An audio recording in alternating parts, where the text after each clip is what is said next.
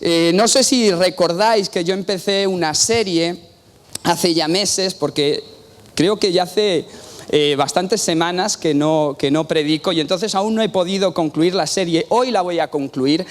Es una serie en la que reflexionábamos sobre cómo convertirnos en auténticos discípulos. Empezamos diciendo que una multitud seguía a Jesús, eran seguidores de Jesús, pero Jesús se volvió hacia ellos y les dijo: ninguno que no está dispuesto a renunciar a su madre, a su padre, a su esposa, a sus hijos, no puede llegar a ser mi discípulo.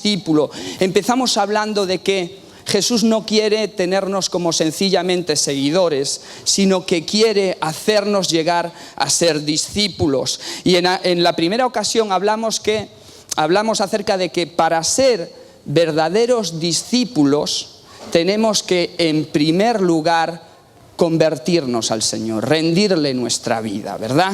Tenemos que, en primer lugar, arrepentirnos y convertirnos a Él, hacerle a Jesús nuestro Señor y nuestro Salvador. En la siguiente ocasión vimos que para llegar a ser discípulos teníamos que aprender de Jesús. Teníamos que conocer a Jesús como nuestro Maestro, ¿verdad? Y hoy vamos a ver, para concluir esta serie, que para llegar a ser verdaderos discípulos tenemos que hacer de Jesús el Rey de nuestra vida.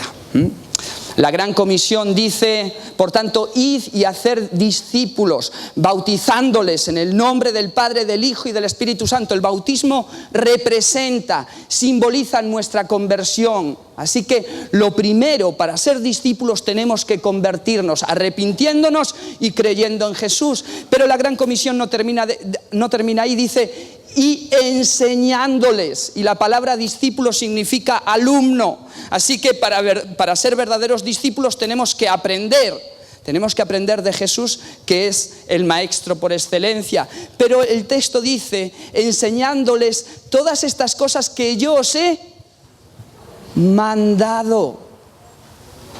¿Por qué? Porque Jesús es Señor y es Rey. Y para ser verdaderos discípulos tenemos que hacer de Jesús el Rey de nuestra vida. Y es de esto de lo que a mí me gustaría hablar y reflexionar en esta mañana. ¿Cómo hacer de Jesús el Rey de nuestra vida? Vamos a ir... Me temía que iba a pasar esto. No sé si se puede ajustar la pantalla. Pero si no, Mateo 21...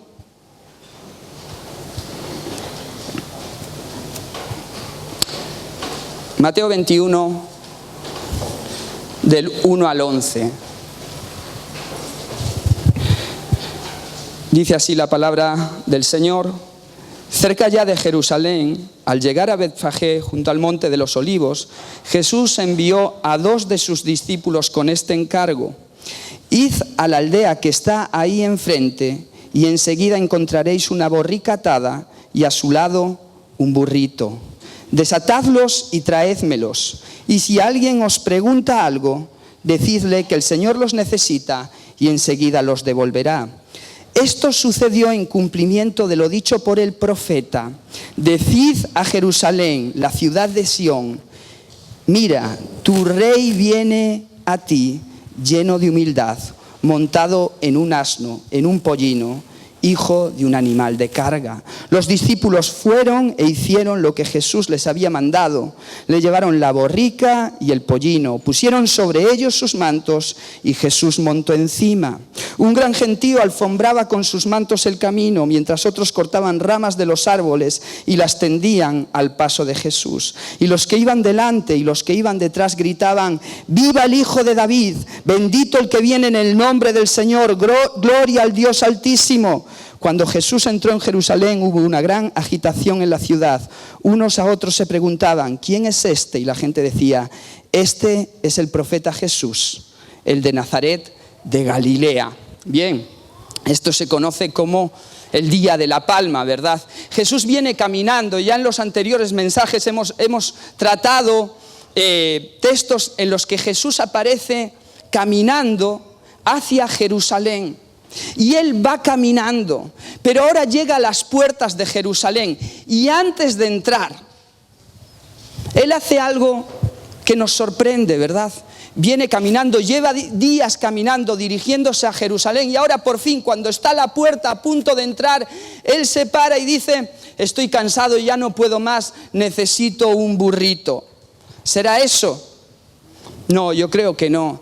Yo creo que Jesús hace esto con otra intención. Jesús hace esto con la intención de enseñar algo que quiere que le quede bien claro a todos sus seguidores y a todos los que se encuentran en Jerusalén por la fiesta de la Pascua. Multitudes, miles de personas están allí en Jerusalén, y Jesús, antes de entrar, le quedan 3 días de vida, y antes de entrar, Él quiere ilustrar algo que quiere que quede bien claro en la retina, en la memoria y en la historia de todos los que le van a ver. Él quiere que quede esto bien claro, por eso necesita un apoyo visual, necesita un PowerPoint, necesita un burrito. Lo que va a hacer es algo trascendental, y Él quiere que se le quede grabado a todo el mundo en la retina, en la memoria y en la historia. ¿Por qué? Porque esto lo van a registrar los 4 evangelistas. Es un hecho trascendental. Jesús no quiere entrar como cualquier cosa. Él quiere detenerse y quiere pedir un apoyo visual. Y dice: traedme, dice a la aldea que está enfrente, y traedme un burrito, que yo necesito entrar en Jerusalén sobre él. ¿Qué es lo que Jesús quiere ilustrar que es tan importante? ¿Qué es lo que Jesús necesita dejar tan claro? Yo creo que lo que Jesús necesita dejar bien claro es lo que vemos ahí. Yo no sé si se aprecia, pero esta es nuestra reina emérita, ¿verdad? ¿Sí? Es en un viaje que ella hizo a su tierra natal, a Grecia. Y Él lo que quiere ilustrar es esto. El texto dice: todo esto ocurrió para que se cumpliese la profecía de Zacarías 9:9, que dice: he aquí, tu rey viene a ti sobre un burrito. Lo que Jesús quiere dejar claro es que Él no es cualquiera. Lo que Él quiere dejar claro es que Él no es uno más, no es otro profeta, ni otro milagrero, ni otro sanador más. Lo que Él quiere dejar claro es que Él es el Rey de reyes y el Señor de señores. Le quedan 3 días de vida y ahora hay que hablar bien claro y directo. Y Él lo que quiere que sus seguidores entiendan es que Él es Rey. Y yo creo que necesitamos recordar esto. Necesitamos recordar que Jesús no es simplemente un buen maestro, no es simplemente alguien que sana enfermedades, no es simplemente alguien que hace milagros y nos provee de aquello que necesitamos. Lo que necesitamos recordar y lo que necesitamos que nos quede bien claro es que Jesús es Rey. Que Jesús es Rey de reyes y Señor de señores. Es por eso que antes de venir Él, vino Juan el Bautista. ¿Por qué vino Juan el Bautista? Porque en aquella época, ¿verdad? Antes de que un rey llegase a una nación, visitase una ciudad, antes de eso se enviaba una embajada que se adelantaba y anunciaba: prepararos, que viene un rey, preparad los caminos, embelleced la ciudad, porque se aproxima un rey. Es por eso que vino Juan el Bautista. Juan el Bautista fue la embajada, fue el mensajero que vino a anunciar que el reino de los cielos se acercaba. ¿Por qué? Porque Jesús es Rey. ¿Por qué cuando nació los sabios de Oriente le ofrecieron de sus tesoros? Porque eso se hacía con los reyes. Porque Él, mientras caminó entre nosotros, nos enseñó acerca de un reino. Porque Él es Rey. Porque entró en Jerusalén subido sobre un burrito. Porque Él es rey, porque murió en una cruz con un letrero en 3 idiomas que decía Jesús de Nazaret, rey de los judíos, porque este era su mensaje, porque murió y ascendió a los cielos y al tercer día Dios lo sentó en un trono y le dio un nombre que es sobre todo nombre que se nombra, para que en el nombre de Jesús se doble que toda rodilla de los que están en el cielo, en la tierra, en las aguas y debajo de las aguas, y toda lengua confiese que Jesús es Rey y Señor de señores. Necesitamos recordar esto. Yo creo que muchas veces hemos convertido a Jesús en nuestro siervo, a quien le pedimos que nos asista en nuestras necesidades, y lo tenemos haciéndonos esto y haciéndonos aquello. Pero lo que necesitamos recordar es que Jesús es Rey y es el Rey del universo. No hay ningún rey mayor que Él. Esta es la primera lección que nos da este burrito, pero hay una segunda. La segunda lección que nos da el burrito es que este rey es un rey pacífico. Tu rey viene a ti manso y humilde, subido sobre un burrito. ¿Sabes? Los burritos, los burros en aquella época no tenían la fama que tienen ahora, ¿verdad? Ahora pues un burrito es casi un animal deplorable, pero en aquella época los burritos eran animales nobles y eran monturas que usaban los reyes, sobre todo en la época de paz. En las épocas de paz los reyes se movían en burrito. Cuando era una época de guerra, los reyes se subían a caballo. Se subían a caballo para imponer su gobierno por la fuerza.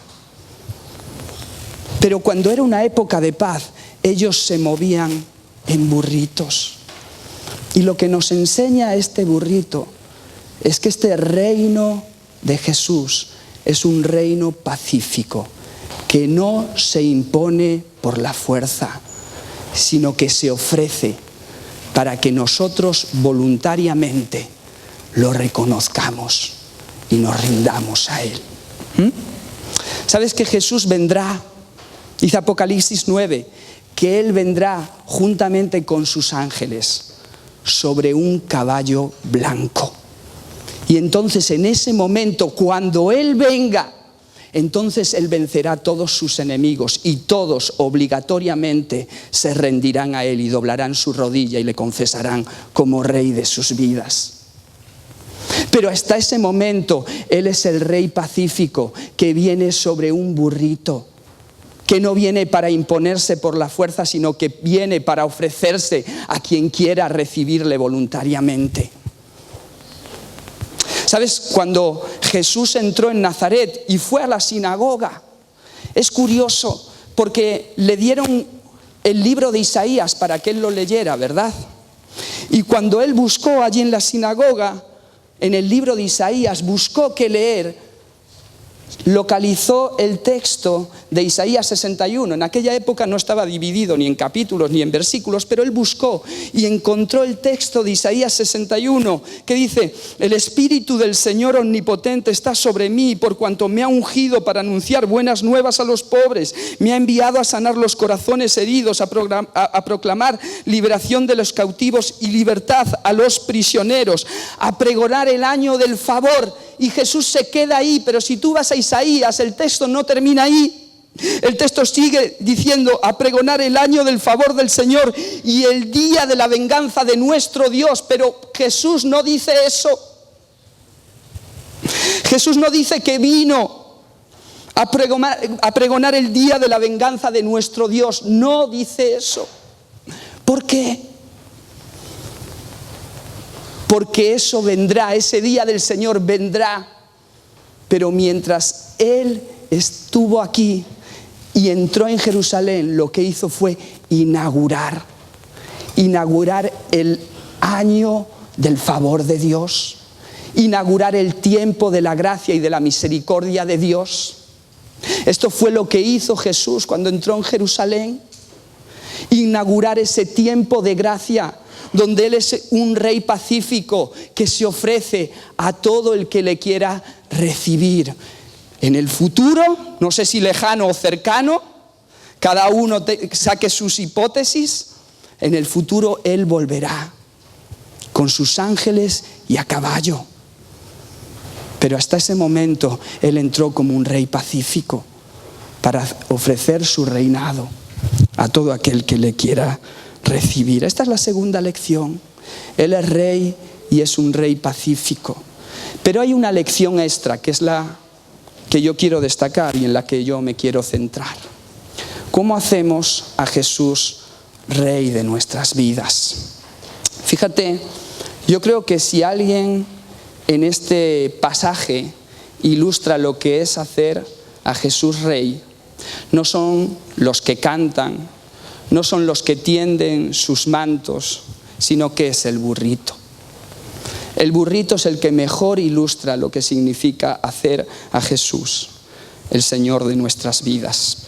No tengo el apoyo visual más que este, pero a mí me gustaría que vieseis que el burrito lo único que ha hecho es dejar que le colocasen una montura, como le colocaron al burrito que le dieron a Jesús, ¿verdad?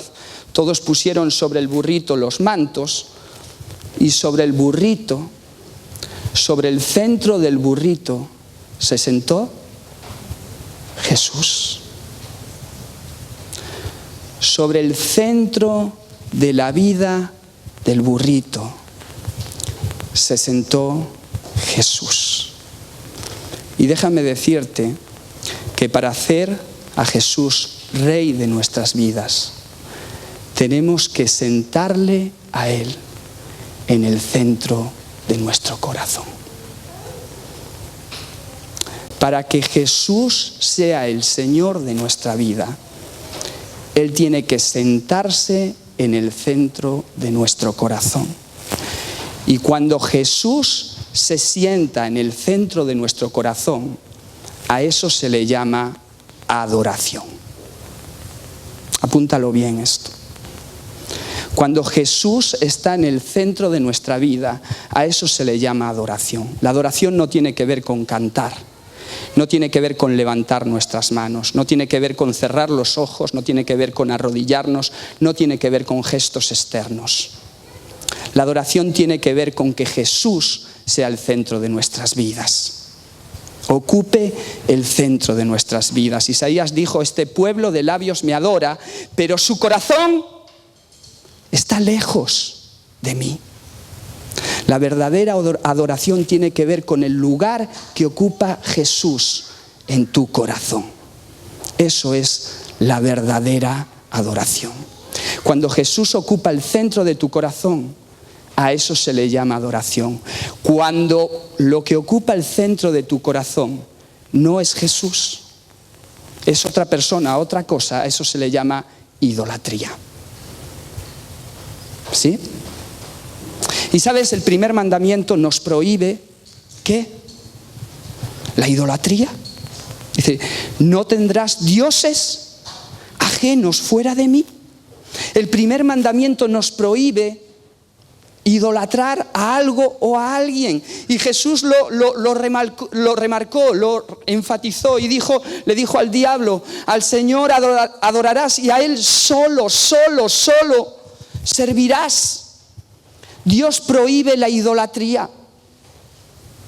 Ahora, ¿por qué prohíbe Dios la idolatría? ¿Será que Jesús es vanidoso? ¿Será que Él tiene alguna carencia? ¿Será que Él necesita que le inflemos el orgullo y necesita ser siempre el centro y que todos le aclamemos y que todos le aplaudamos? ¿Será por eso que Jesús no nos permite idolatrar y lo único que quiere es ser adorado?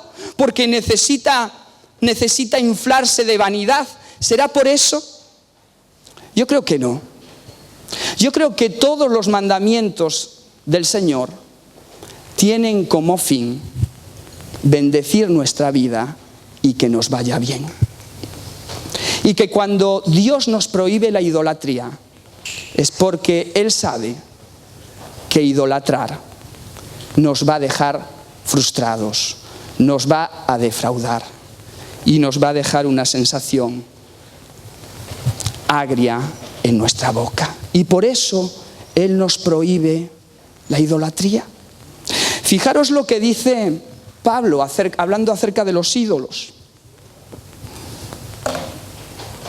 Aquí tenemos: cuando lo que ocupa el centro de nuestra vida es Jesús, a eso se le llama adoración. Cuando lo que ocupa el centro de nuestras vidas es otra cosa, a eso se le llama idolatría. Y fijaros lo que dice Pablo acerca de la idolatría. A ver si lo tengo aquí. De modo que en cuanto a comer lo sacrificado a los ídolos, sabemos que un ídolo no es absolutamente nada y que hay un solo Dios.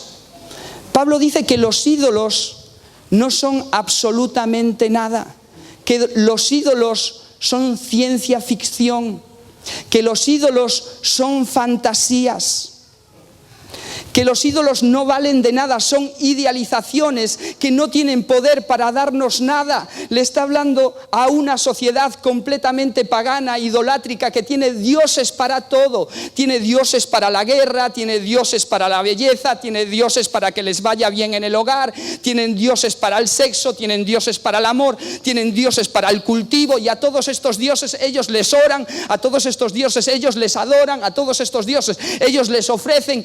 Y Pablo, fíjate lo que dice: los ídolos no son absolutamente nada, son pura ficción, son invenciones, son idealizaciones que no tienen ningún poder para darte aquello que les pides.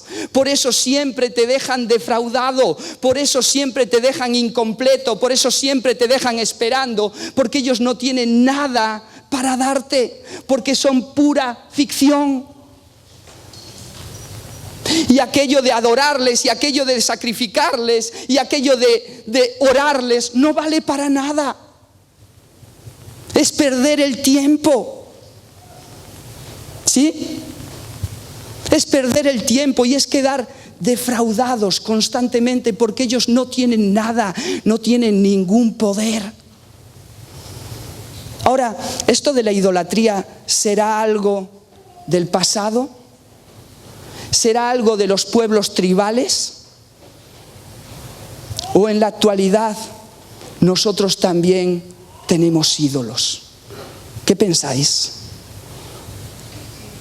Yo creo que la idolatría se mantiene, modernizada, actualizada, pero yo creo que la idolatría se mantiene. Seguimos trayendo cosas y personas al centro de nuestro corazón. Seguimos haciendo de relaciones el centro de nuestra vida. Seguimos haciendo de objetos el centro de nuestra vida.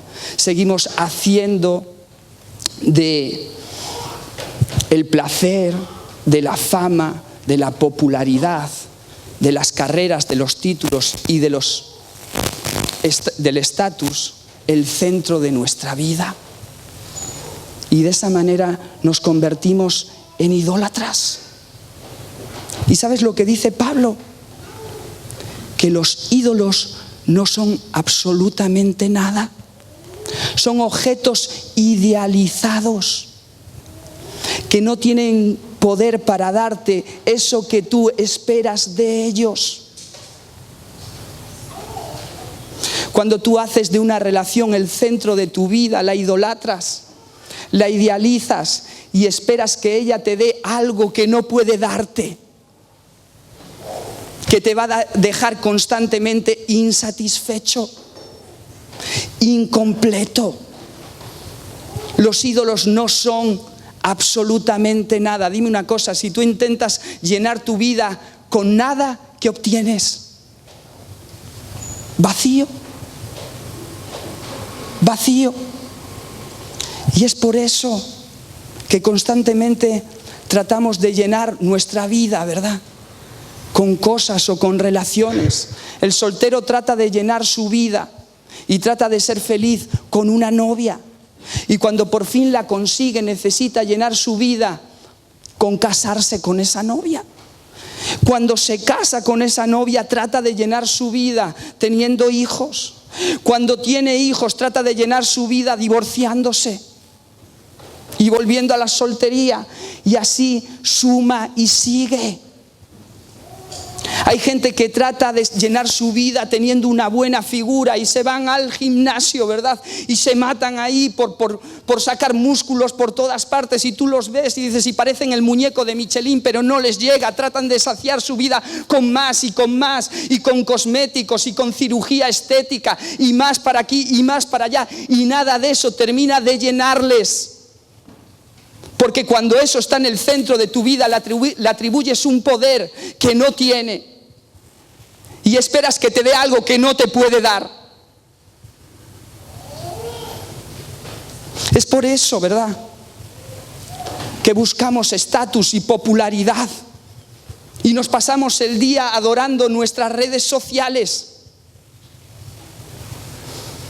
Y alguien dijo de las redes sociales: Instagram te hace pensar que eres inteligente.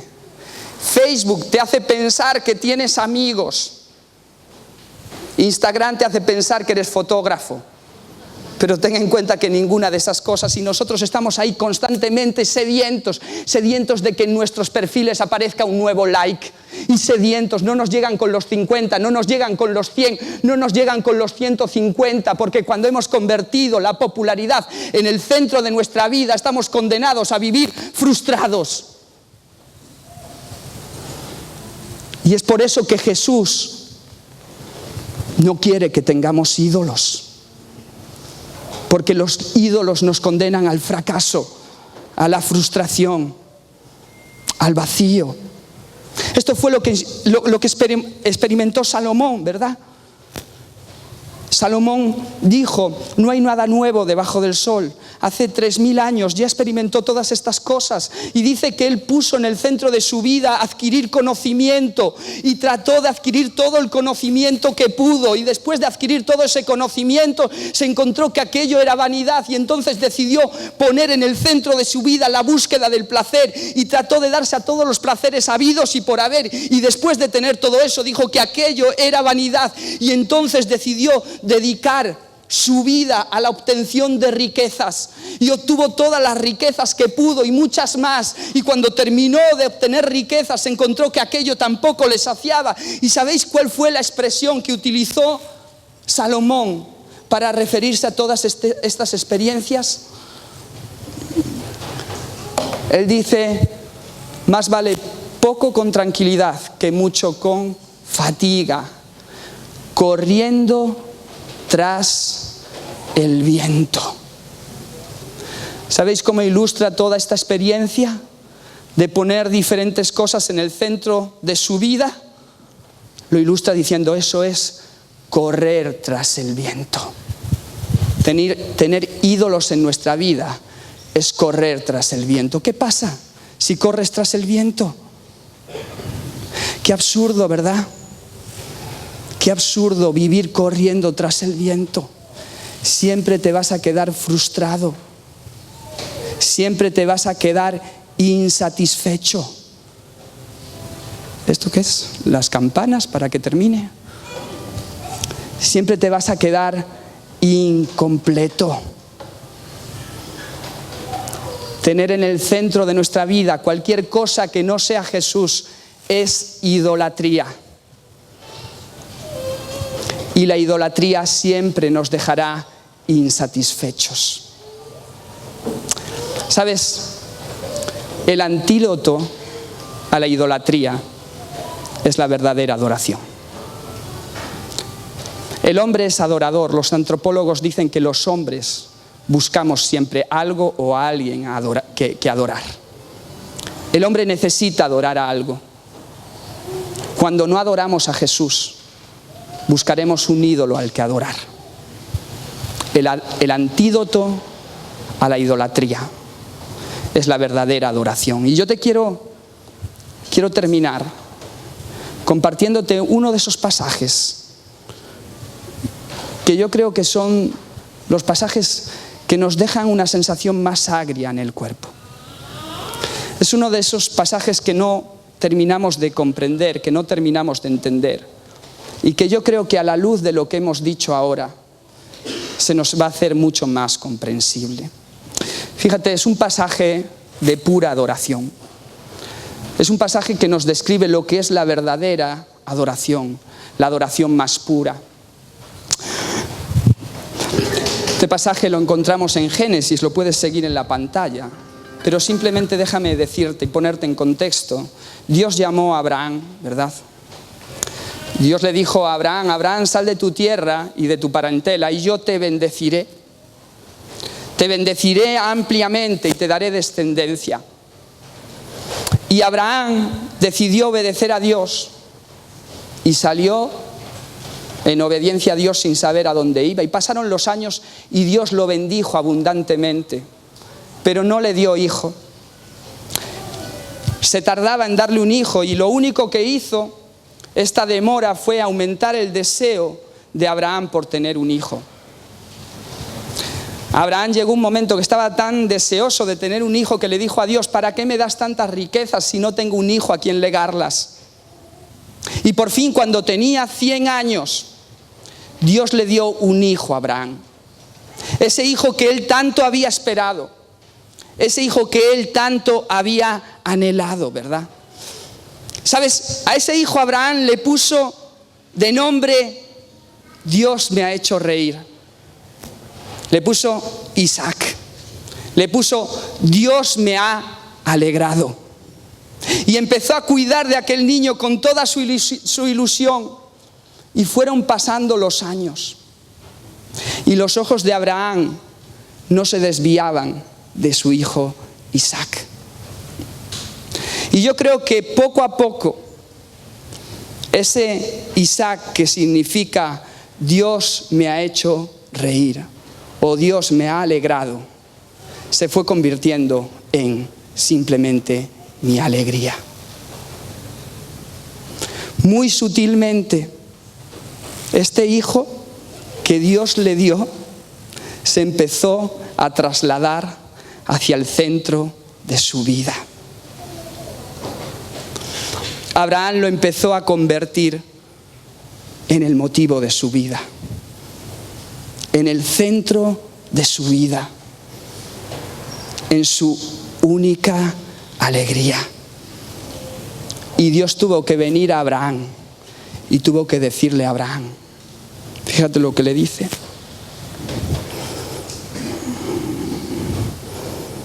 Y Dios le ordenó: toma a tu hijo, al único que tienes y al que tanto amas,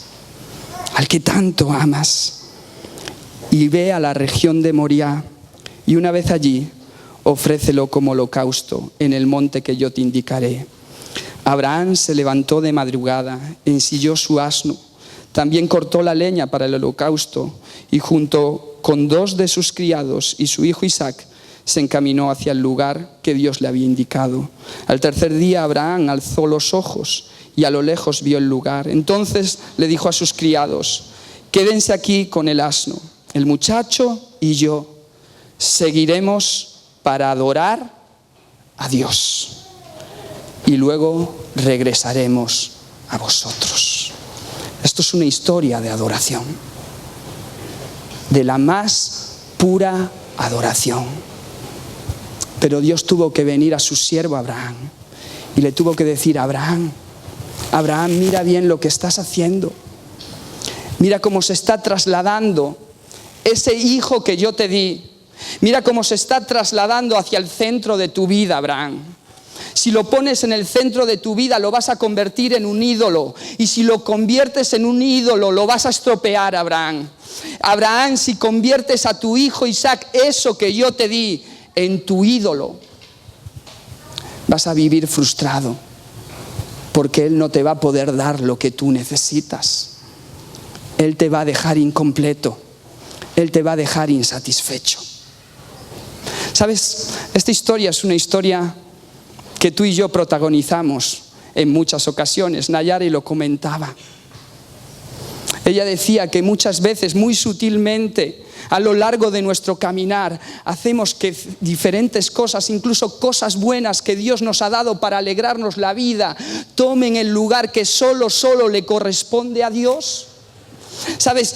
Parejas que Dios nos da, compañeras de vida, familias que Dios nos da, hijos que Dios nos da, carreras que Dios nos da, sueños que Dios nos da, incluso el ministerio que Dios nos da.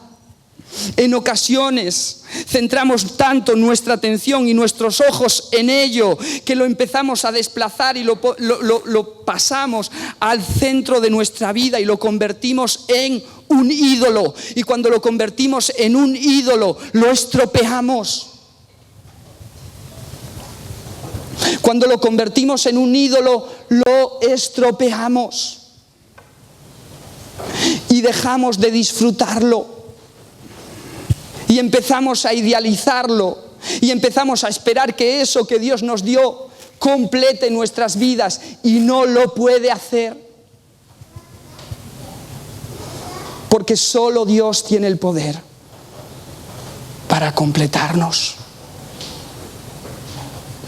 Y es por eso que Dios le dice a Abraham: adórame, adórame a mí, colócame a mí en el centro, quita a Isaac, ponme a mí, yo soy el que te puedo completar y yo soy el que puedo hacer que con tu Isaac o sin él tú vivas feliz. ¿Sí? ¿Aguantáis solo 3 consejos? La verdadera adoración es obediencia. La adoración pura es obediencia, no es cantar, es obedecer. Abraham ensilló el asno, tomó la leña y obedeció a Dios. La verdadera adoración es obediencia. Y es obedecer lo fácil, ¿verdad? Es obedecer y cantar, ¿verdad? Porque Dios pide que le cantemos. Y pide que nos reunamos. Y pide un montón de cosas que son fáciles, pero la verdadera adoración es obediencia de lo fácil y de lo difícil. Jesús dijo: el que me ama, mi palabra guardará. Déjame decirte que la verdadera adoración es guardar la palabra de Dios.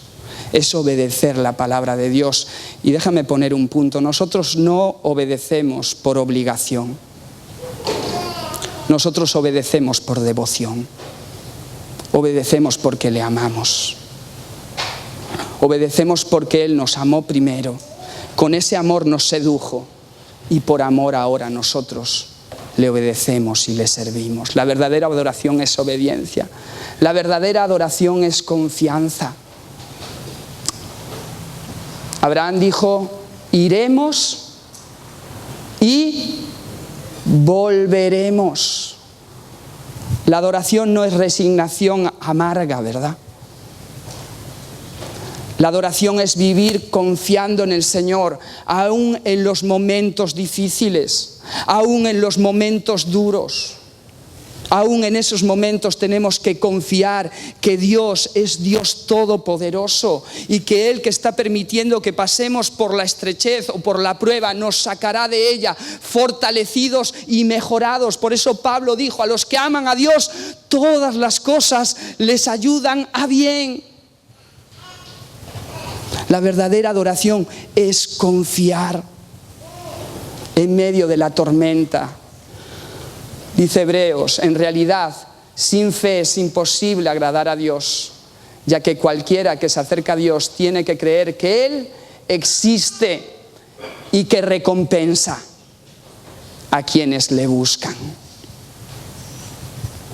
Para agradar a Dios tenemos que confiar que en medio de nuestra dificultad Él va a estar presente, nos va a estar dando las fuerzas y el aliento para superar ese trance en nuestra vida.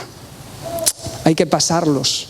El salmista dice: aunque ande en valle de sombra de muerte, no temeré mal alguno, porque tú estás conmigo. En ocasiones nos toca pasar por ahí, pero en medio de esos momentos podemos confiar que el Señor está con nosotros, que Él nos va a alentar, nos va a fortalecer y nos va a sacar a un lugar espacioso. Amén.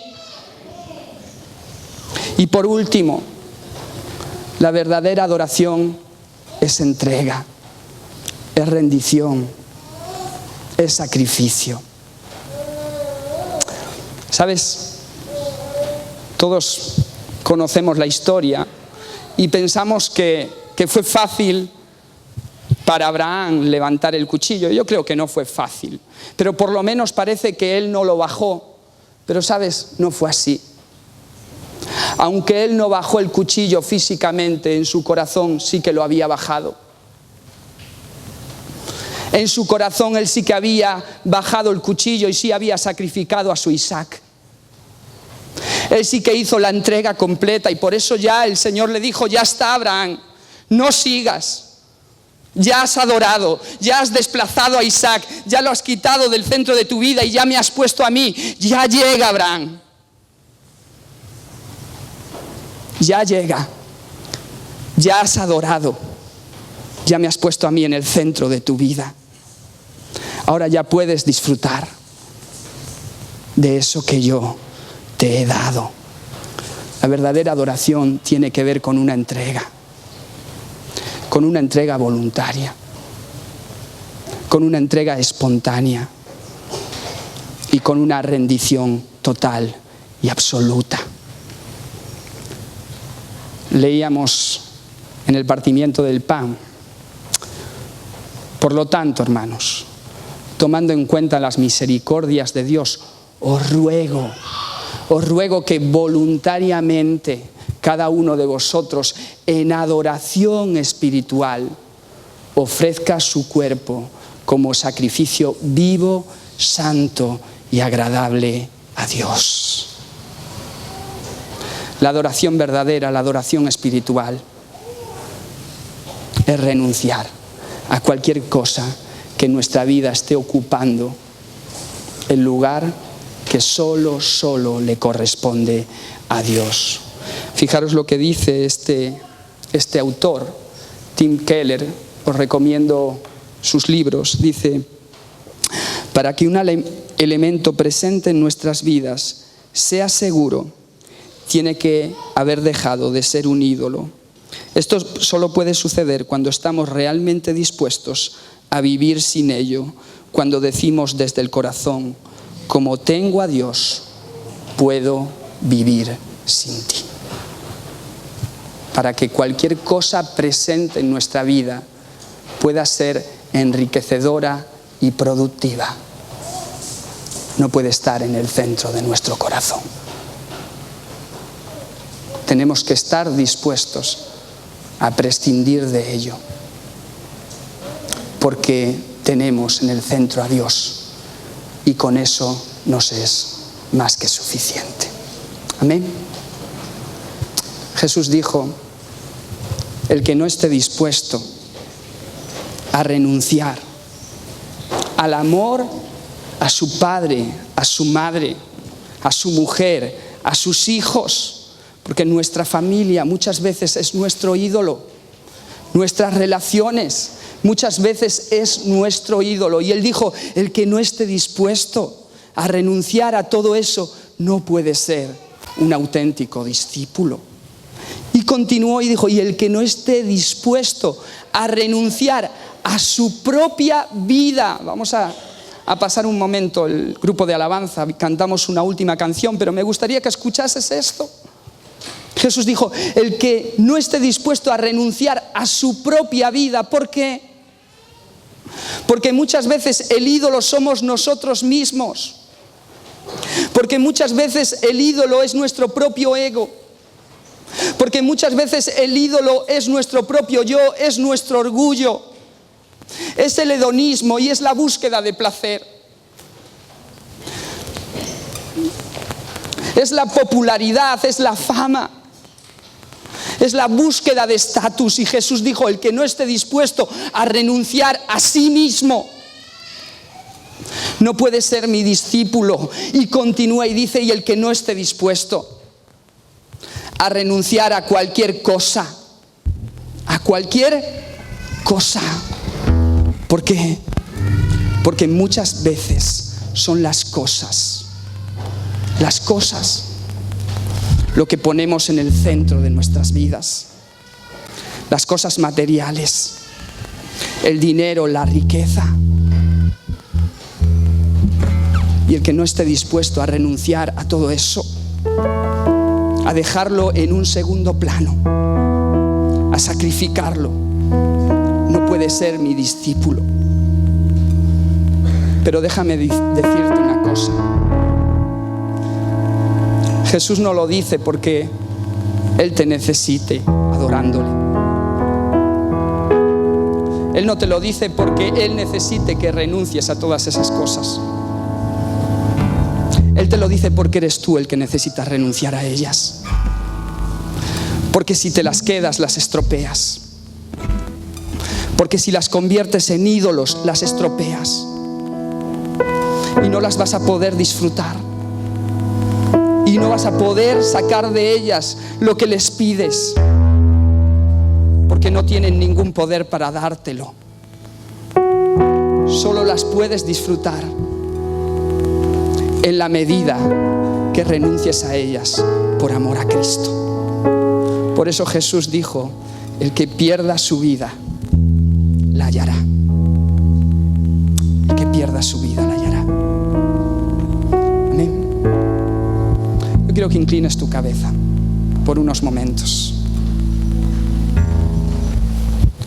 Y ahí donde estás pienses en aquello que a lo mejor se ha ido deslizando hacia el centro de tu corazón.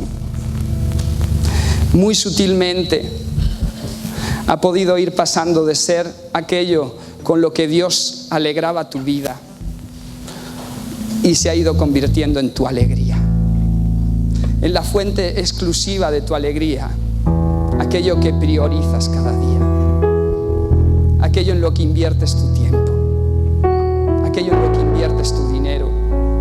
Esas son pistas que te pueden ayudar a localizar aquello que muy sutilmente ha ido desplazando al Señor y ha ido ocupando el lugar que solo a Dios le corresponde. Déjame decirte una cosa.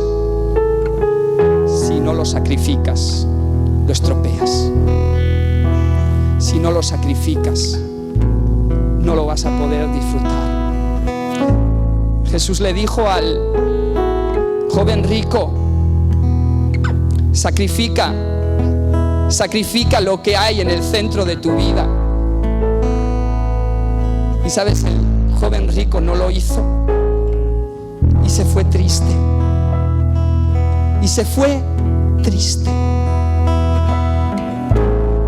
Si no lo sacrificas, lo estropeas y te autocondenas a la tristeza.